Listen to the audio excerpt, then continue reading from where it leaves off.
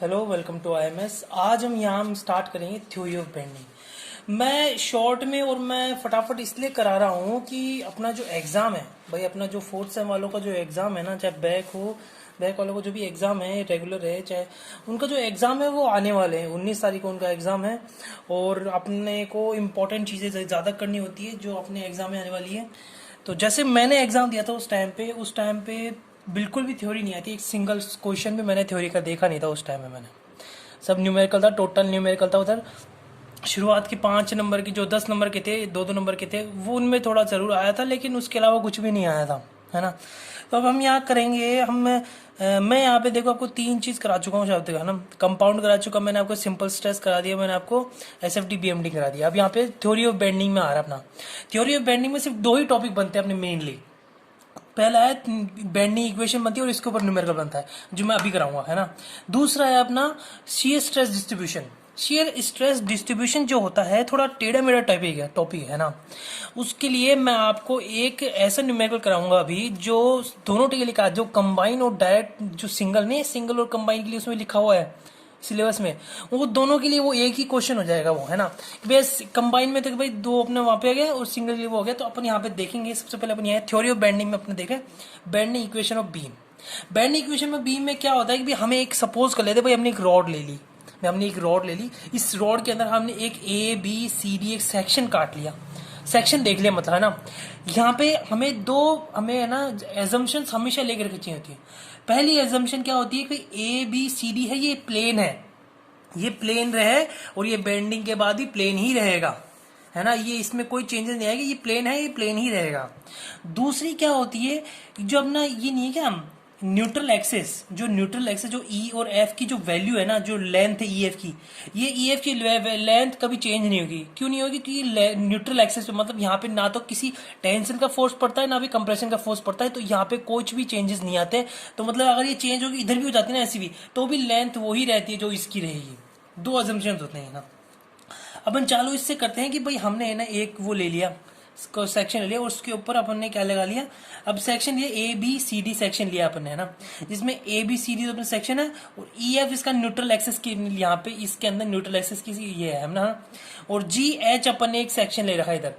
तो जी एच और E F के बीच के अंदर जो दूरी है वो है वाई, इन दोनों के बीच की दूरी y है और जो डिस्टेंस है वो अपना डेल एक्स बोलते हैं अपने इसको, डेल एक्स, ठीक है, अपने वो ये बोलते हैं। अब अपन ने इसके ऊपर फोर्स लगाया एक, अपन ने इसके ऊपर फोर्स लगाया, फोर्स की वजह से ये बेंड हो गई, है ना। फोर्स लगने की वजह से ये बेंड हो गई। ये मान लो कि भाई यहाँ पे कुछ लग रहा है, यहाँ पे सपोर्ट लग रहा है ना, तो सपोर्ट लगा कुछ, उसकी वजह से ये पूरी बेंड हो गई। अब बैंड होने के बाद अपना जो A B C D, A dash B dash C dash और डी डैश बन जाता है अपना, है ना। इसमें ध्यान रखने वाली बात क्या होती है कि अपना जो ई है ना, ई जो ई डैश और एफ डैश है, उसकी लेंथ अभी भी बराबर होगी ई और एफ के बराबर, ठीक है। यहाँ पे हमारा थीटा बन गया, है ना। और ठीक है, यहाँ पे अपना एक थीटा बन चुका है। अब क्या है अपना जो रेडियस है अपना, अब यहां से यहां तक की जो रेडियस है वो अपनी आर है, न्यूट्रल एक्सेस तक, याद रखना। यहां से लेके न्यूट्रल एक्सेस की रेडियस अपनी वो आर रहेगी, है ना। यहां से लेके यहां तक जो रेडियस है वो अपनी आर रहेगी। अब क्वेश्चन स्टार्ट करते हैं। क्वेश्चन में सबसे पहले देखने की चीज क्या मिलती है, जो E F is equal to G F is equal to d x. अब जो ई एफ है वो जी एच से जी एच के बराबर है, और जो जी एच है वो उसके अपने वैल्यू निकाल रखी, पहले डेल्टा एक्स अपने को दे रखी है। यहाँ पे देखो अपने पास ये E F is equal to G H is equal to d x अपने पास यहाँ पे है, ठीक है। नेक्स्ट है जो ई एफ डैश अपने पास ये क्यों है भाई, अपने जो ई और एफ है ना, वो ई डैश और एफ डैश दोनों बराबर है ना। तो अपन क्या बोल सकते हैं भाई, ई डैश एफ डैश इसके बराबर है, डी एक्स के बराबर, क्योंकि अपनी इसकी लेंथ तो चेंज हुई नहीं। तो ई dash F dash D x के डेल्टा एक्स के बराबर है अपना, है, ठीक है। यहाँ पे देखो डेल्टा एक्स के बराबर हो गया। और जो अपनी यहाँ पे जो इसकी लेंथ आई है वो आई है आर, मतलब रेडियस मल्टीप्लाई बाय उसका थीटा। ये अपने को कहते हैं कि भाई अपनी क्या होता है, इसकी लेंथ निकालने के लिए, अपनी जो कर्वेचर इसकी लेंथ निकालने के लिए रेडियस मल्टीप्लाई उसका थीटा करते हैं। तो अपन ने ई डैश एफ डैश को निकालने के लिए अपन ने आर थीटा कर दिया अपने, ठीक है। अब आर थीटा कर दिया अपन ने।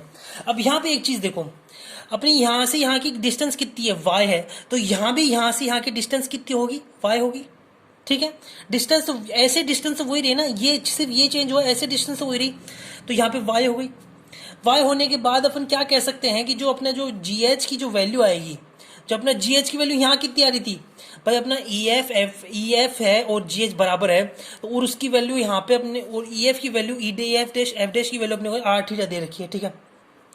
तो इसको अगर यहाँ पे सिर्फ y प्लस कर दें, अपने भाई यहाँ तक तो r और यहाँ y पे अपन प्लस कर दिया, तो अपने पास क्या बन जाएगा भाई, r प्लस का y थीटा। फिर अपनी इसकी डिस्टेंस अपने पास आ जाएगी, ये अपनी इसकी डिस्टेंस है, तो अपने ये सेकंड इक्वेशन हो गई ना। अब यहाँ पे चेंज इन लेंथ कैसे, अपना जो ये GH है वो GH H डैश में चेंज हुआ है, वो कितना चेंज हुआ है, तो उस चेंज को कैसे पता लगाते भाई, जो टोटल ओरिजिनल जो अपनी मतलब जो टोटल जितना लेंथ है वो माइनस की ओरिजिनल उसकी ओरिजिनल लेंथ, तो अपन ने टोटल लेंथ जो थी उसमें से ओरिजिनल लेंथ माइनस कर दी, ठीक है। ओरिजिनल लेंथ माइनस करने के बाद अब इसके अंदर अपनी चीजें डालनी पड़ती है, जैसे कि अपने ओरिजिनल लेंथ थी है, अब ये G डैश H डैश है ना, वो चेंज होकर क्या हो सकता है, क्योंकि अपने पास ये वैल्यू आ गई, तो अपने इसके अंदर डाला, तो अपने पास ये बन गया। और अपना GH अपना क्या है, अपना जो GH है वो EF F डैश के बराबर है और वो r थीटा के बराबर है, ठीक है भाई। जो अपना GH जो है वो E और इसमें E और EF के बराबर है, और जो EF है अपना E डैश F डैश के बराबर, और E डैश F डैश की वैल्यू अपने पास क्या है, r थीटा, तो अपन यहाँ पे r थीटा पुट कर दिया, तो अपने पास ये माइनस होकर अपने पास y थीटा बन जाती है, मतलब जो चेंज इन लेंथ आया ना वो अपने पास y थीटा हो गया। अब जो चेंज इन लेंथ आया है, अपने को पता है अपन क्या निकाल सकते थे, स्ट्रेन निकाल सकते भाई, अपने पास चेंज इन लेंथ आ गया, अपन स्ट्रेन निकाल सकते हैं। स्ट्रेन क्या होता है, डेल एल अपन में L, change in length divide by original length, है ना।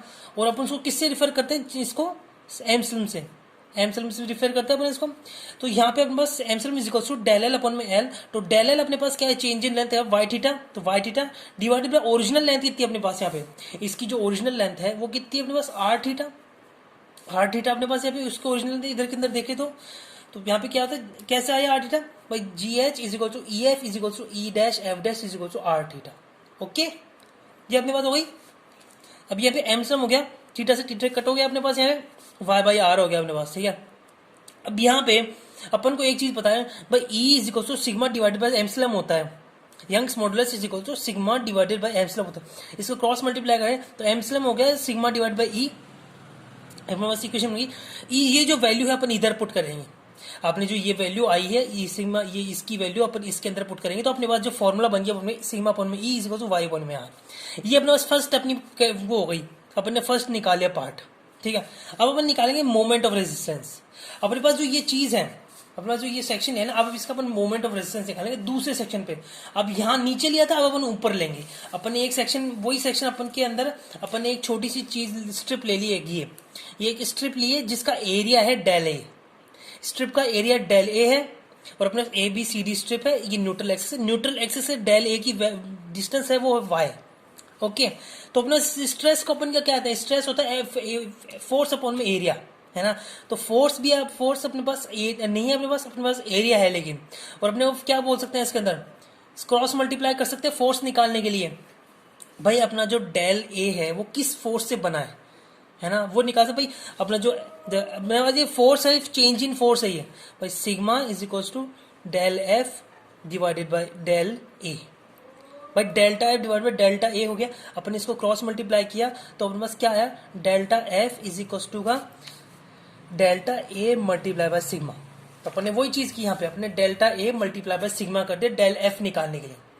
डेल एफ से क्या निकलेगा, डेल एफ से डेल एम निकलेगा, मोमेंट के अंदर जो चेंज आए हैं भाई, मोमेंट के ऊपर जो चेंज आया, मोमेंट आया तो अपन ने मोमेंट लिया। तो मोमेंट क्या होता है, फोर्स इंटू का एरिया, फोर्स इंटू का परपेंडिकुलर डिस्टेंस होती है मोमेंट अपना। तो भाई फोर्स क्या अपने पास, डेल एफ अपने पास फोर्स है, और परपेंडिकुलर स्ट्रेस अपने पास वाई है, तो अपन ने वो भी ले लिया अपन ने। अब इसके बाद अपने पास क्या बन गया, अब बस ये बन गया अपने पास। अब डेल एफ की वैल्यू अपन ने निकाली थी पहले, क्या निकाली थी अपन ने, डेल एफ की वैल्यू, डेल एफ की अपन ने वैल्यू ये निकाली थी। तो अब ये वैल्यू को इसके अंदर पुट करेंगे, ये वैल्यू को पुट करने के बाद अपने पास ये बन जाता है कुछ एक, अपने पास ये कुछ बन जाता है ना। अब यहाँ पे इसको अपन वो कर देंगे, देखो यहाँ पे अभी जो सिग्मा है अपन ने जब लास्ट अपने पास कोई इक्वेशन थी, जैसे ये वाली इक्वेशन थी है ना, इसमें सिग्मा की वैल्यू है और यहाँ पे सिग्मा है, तो अपन ये वैल्यू इसमें पुट कर देंगे, है ना। अपने पास जो ये वैल्यू है सिग्मा की वो अपन इसके अंदर पुट कर देंगे। तो अपन ने वही चीज की, अपन ने वाई अपन में आर अपने पुट कर दी वैल्यू, है ना। इससे जो y है y स्क्वायर हो गया, ये अपने पास है डेल ए अपने आर अपने पास हो गया, ठीक है। अब यहाँ पे जो अपने पास ये है ना, इसमें डेल ए है, मतलब यहाँ पे इसका इंटीग्रेशन हो सकता है, और ये डेल एम है तो इसका इंटीग्रेशन, तो अपने इंटीग्रेशन ले लिया, तो यहाँ पे m बन गया, डेल एम का m बन गया इधर, ई बाई आर डेल ये y स्क्वायर डी ए अपने पास बन गया। ये जो y स्क्वायर जो डी है, इसको अपन कह सकते हैं आई। आई क्या होता है, अपन इसको आई कह सकते हैं ना, तो अपने पास इसको अपन आई से रिप्लेस कर दे तो M E by R is equal to I, है ना। तो इसको क्रॉस मल्टीप्लाई किया तो एम अपन में I is equal to E by R is equal to del sigma upon में वाई। तो अपना जो फाइनल अपने पास फॉर्मूला बनता है वो होता है एम अपन में आई, ई अपन में आर, सिग्मा अपन में वाई। ये अपना होता है थ्योरी ऑफ बेंडिंग, अपने पास ये होता है अपने पास बेंडिंग इक्वेशन होती है अपनी। अब ये बेंडिंग इक्वेशन किस तरह से काम आती है मैं बताता हूँ। ये इसमें हाथों हाथ अपन एक न्यूमेरिकल भी देख लेते हैं। न्यूमेरिकल आराम से न्यूमेरिकल है, अच्छा न्यूमेरिकल है, और करने के लिए बढ़िया न्यूमेरिकल, ऐसे ही न्यूमेरिकल ज्यादातर बनते हैं। भाई एक स्टील प्लेट है जिसकी विड्थ है 120 mm, है ना, और उसकी थिकनेस है 220 mm। भाई अपने पास एक स्टील प्लेट है ना, ये एक स्टील प्लेट है, इसकी जो थिकनेस, इसकी जो विड्थ है वो है 120 और जो थिकनेस है वो 20 mm है, ठीक है। मतलब उसका डी मान लो भाई, इसकी थिकनेस जो होगी अपने 20 mm हो गई।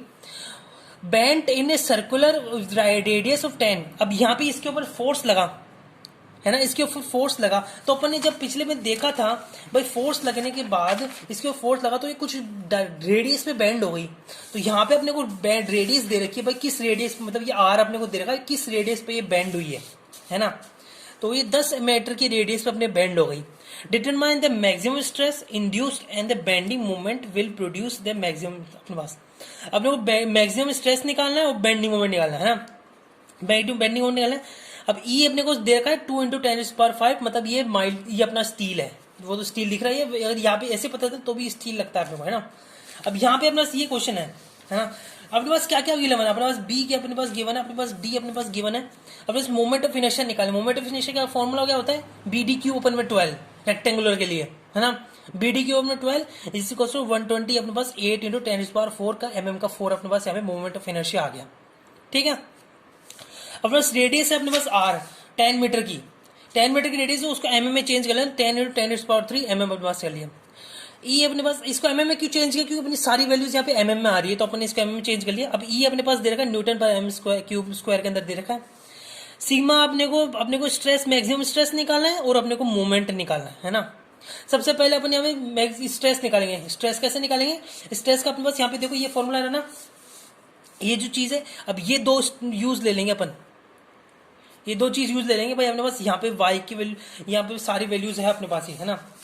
अब यहाँ पे देखना भाई, sigma is equal to e अपन में r is into multiply by y, इसको क्रॉस मल्टीप्लाई कर दिया। क्रॉस मल्टीप्लाई करने के बाद क्या आएगा, अब यहाँ पे अपना ऐसा होता है कि अब यहाँ पे एक आप है ना एक चीज गौर करना, है ना, एक चीज गौर ऐसे करना कि अपने को पता है कि भाई जो ऑब्जेक्ट जितना ज्यादा दूर होगा उसमें इतनी स्ट्रेस कैसे आएगी। भाई अपना यहाँ फोर्स लग रहा है ना, तो फोर्स में यहाँ पे कुछ भी स्ट्रेस नहीं है, यहाँ पे कोई स्ट्रेस नहीं है, इसलिए इसको न्यूट्रल एक्सेस बोला गया है। लेकिन जो एंड है यहाँ पे हाईएस्ट स्ट्रेस है, मैक्सिमम स्ट्रेस इस एंड पे आएगा। तो अपने पास जो वैल्यू भाई अपने को जो मतलब ये होता है कि जो वाई होता है भाई, जितना दूर वाई होगा ना उतना उसकी वाई मतलब स्ट्रेस बढ़ता जाएगा, मतलब वाई बढ़ता जाएगा तो स्ट्रेस बढ़ता जाएगा। तो हम इसी प्रॉपर्टी को हम यहाँ यूज करते हैं कि भाई अपना वाई है यहाँ पे ले ले, वाई की वैल्यू अपन यहाँ से लेके यहाँ तक की ले लेते हैं। भाई इस पूरे को अपन ने वाई मान लिया, है ना, वाई मान लिया, तो इस बेस पे वाई मैक्स के ऊपर सिग्मा मैक्स मतलब स्ट्रेस, मैक्सिमम स्ट्रेस की वैल्यू आएगी। तो अपना वाई मैक्स कितना है, अपने पास टोटल डेप्थ कितनी है, अपने पास यहाँ पे कितनी दे रखी है, अपने को 20 दे रखी है, और इसका हाफ ले लेंगे यहाँ से यहाँ तक कितनी होगी 10 हो गई, अपने 10 ले लिया।